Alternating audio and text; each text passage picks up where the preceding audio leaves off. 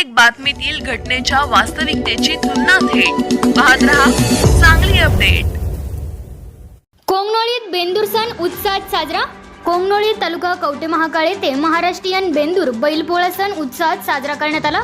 शेतकऱ्यांचा आवडीचा सण म्हणून बेंदूर सणाची ओळख आहे। या दिवशी शेतकऱ्यांनी आपली जनावरे व बैलांना अंघोळ घालून रंगवून नवीन कंडे, कासरे, मोरक्या घालून सजवले होते।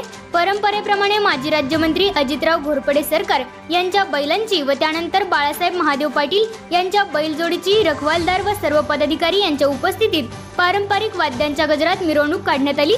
त्यानंतर गावातील इतर शेतकऱ्यांच्या बैलजोडींचीही मिरवणूक काढण्यात आली।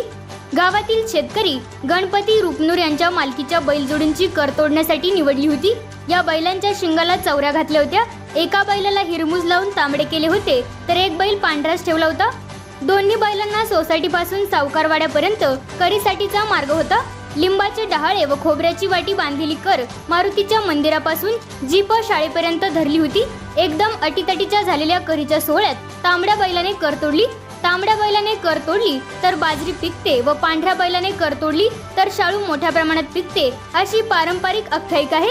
ही कर पाहण्यासाठी गावातील शेतकरी बांधवांनी मोठ्या प्रमाणात गर्दी केली होती। यावेळी सरपंच भूपाल पाटील, उपसरपंच गणपतराव साळुंखे, पोलीस पाटील सौ सुवर्णा बाळासाहेब पाटील, सोसायटीचे चेअरमन राजाराम बंडगर, सुरेश बापू पाटील, ग्रामपंचायत सदस्य Vijaykumar Kamble, KP Patil sir, Shivaji Jadhav sir, Hanumantrao Patil, Sambhajirao Patil, Amir Mujawar, Dattabapu Mane, Sanjay Patil, Raju Potdar, TM. Khot, Vitthal Khot, captain Gavas Mujawar, Bapu Ligade, Ganpati Hakke, Raju Patil, Sanjay More, सर्व ग्रामपंचायत सदस्य, विविध संस्थांचे पदाधिकारी यांच्यासह ग्रामस्थ मोठ्या संख्येने उपस्थित होते।